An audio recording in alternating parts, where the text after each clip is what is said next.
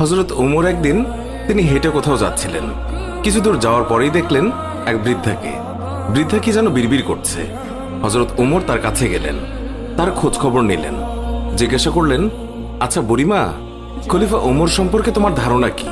বুড়ি হযরত ওমরকে আগে কখনো দেখেনি, তাই তাকে সে চিনতে পারেনি। বুড়ি হযরত ওমরের কথা শুনে কিছুটা বিরক্ত হলো, বলল, ওমর টোমর দিয়ে আমি কি করব? আমার কি এমন ঠেকা পড়লো যে আমার তার খবর নিতে হবে? নিজের চিন্তায় বাঁচি না। বুড়ির কথাই ছিল রাগ আর অসন্তোষের ছাপ। হযরত ওমর আবার তাকে জিজ্ঞাসা করলেন, বুড়িমা, ওমরের উপর তোমার এত রাগ কেন? বুড়ি চেঁচিয়ে জবাব দেয়, রাগ হবে না কেন? এই যে সে খলিফা হয়েছে, তো আমায় কি একটা পয়সাও দিয়েছে? নাকি কোনোদিন আমার খোঁজ খবর নিয়েছে যে আমি কি হালতে আছি? ও মানুষ না। হযরত ওমর বুড়ির কথা শুনে বড়ই চিন্তিত হলেন। ঠিকই তো, আমি তো তার তেমন খোঁজ খবর নিতে পারিনি। তিনি কিছুটা নরম হয়ে বুড়িকে আবার জিজ্ঞাসা করলেন, আচ্ছা, তুমি কি অবস্থায় আছো ওমর কি করে জানবে? তুমি গিয়ে ওমরকে সব জানিয়ে আসলেই তো পারতে। বুড়ি জবাব দেয়, কেন? আমি জানাতে যাব কেন? ওমরই তো আমিরুল মুমিনিন, সেই তো সবার খোঁজ খবর নেবে, আর এই জন্যই রাষ্ট্রের দায়িত্ব গ্রহণ করেছে। রুক্ষ ভাষায় বৃদ্ধা জবাব দিল। হযরত ওমর শান্তভাবে আবারও বললেন, আচ্ছা, ওমর খলিফা হওয়ার পর তুমি যে কষ্ট পেয়েছ, সেই কষ্টের বিনিময়ে তুমি কত টাকা পেলে ওমরকে মাফ করে দেবে? বৃদ্ধার সাথে এইসব কথা চলছে। এমন সময় হযরত আলী এবং আব্দুল্লাহ ইবনে মাসউদ রাদিয়াল্লাহু তাআলা আনহু তারা এসে হাজির হলেন। তারা হয়তো কোথাও যাচ্ছিলেন। এসে সালাম দিলেন, আসসালামু আলাইকুম ইয়া আমিরুল মুমিনিন। আগন্তুক দুই ব্যক্তির মুখে আমিরুল মুমিনিন শব্দ শুনে বৃদ্ধা তাজ্জব হয়ে গেল। সে ভয়ে কাঁপতে লাগলো আর ভাবতে লাগলো যে ওমরের সামনে তাকে এত গালমন্দ করেছে। দারুণ অনুতপ্ত হলো বুড়ি।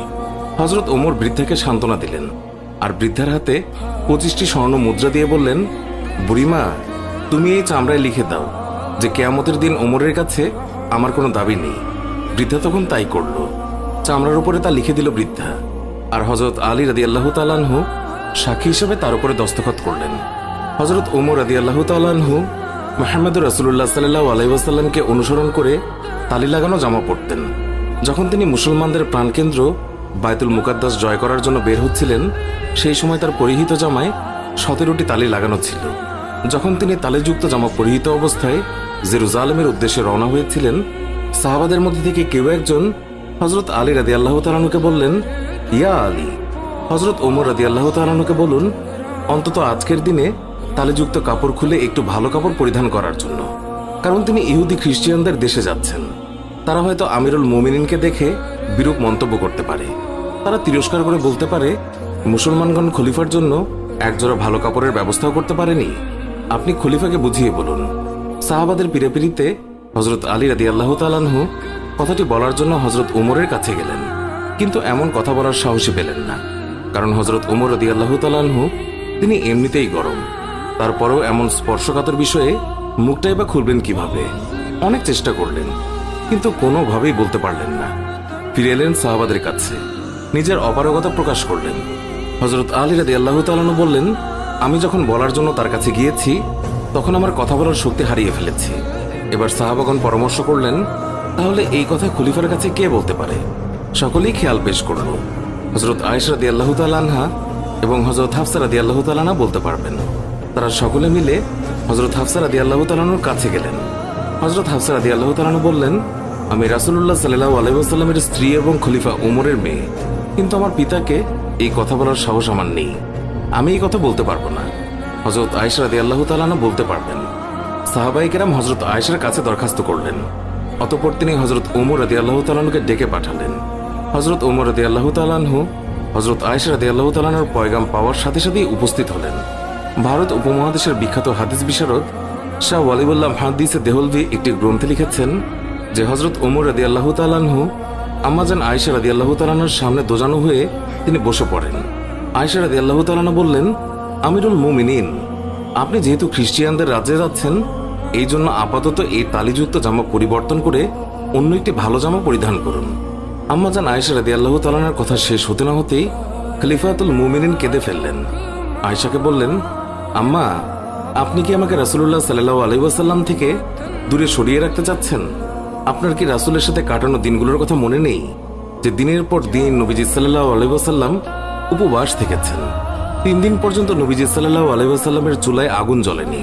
হে আয়েশা, আপনার কি সেই দিনগুলোর কথা মনে নেই যে নবীজি সাল্লাল্লাহু আলাইহি ওয়াসাল্লাম তালেযুক্ত কাপড় পরিধান করেছেন? আম্মাজান, ওমর এই ছেঁড়াফাটা তালেযুক্ত পোশাক পরে যেই স্বাদ অনুভব করে তা বোঝানো সম্ভব নয়। ওমর আর অন্য কিছুতে এমন স্বাদ অনুভব করে না। সিরাতের কিতাবসমূহে লিপিবদ্ধ হয়েছে যে খলিফা হযরত ওমর রাদিয়াল্লাহু তাআলা আনহু যখন রাসূলুল্লাহ সাল্লাল্লাহু আলাইহি ওয়াসাল্লামের অসহায়তার কথা আলোচনা করছিলেন, তখন হযরত আয়েশা এবং হাফসা দুইজনেই অঝরে কাঁদছিলেন। অতঃপর খলিফাতুল মুমিনিন হযরত ওমর রাদিয়াল্লাহু তাআলা আনহু তালিযুক্ত কাপড় পরিধান করেই মুসলমানদের প্রাণকেন্দ্র বাইতুল মুকাদ্দাস বিজয় করার জন্য বের হলেন। হযরত ওমর রাদিয়াল্লাহু তাআলা আনহু তিনি যখন জেরুজালেম শহরে প্রবেশের দ্বারপ্রান্তে 22 লক্ষ বর্গমাইলের বিশাল সাম্রাজ্যের খলিফার হাতে উটের রশি, উটের ওপর বসে আছে ভৃত্য, মুসলিম বাহিনীর সেনাপতি আবু উবাইদা ইবনুল জাররা রাদিয়াল্লাহু তাআলা লক্ষ্য করলেন খলিফার গায়ে অতি সাধারণ 17টি তালিযুক্ত জামা। উটের রশি ধরে টানছেন মুসলিম বিশ্বের খলিফা, আর ভৃত্য বসে আছে সেই উটের উপর। এটা দেখে রোমানরা কি মনে করবে? এইসব ভেবে তিনি বললেন, হে আমিরুল মুমিনিন, আমরা এমন এক জায়গায় আছি যেখানকার লোকেরা চাকচিক্য পছন্দ করে, মানুষের বাহ্যিক সৌন্দর্য দেখে মানুষের মর্যাদার বিচার করে। তাই আপনি যদি একটু ভালো পোশাক পরতেন তাহলে তা কতই না উত্তম হতো।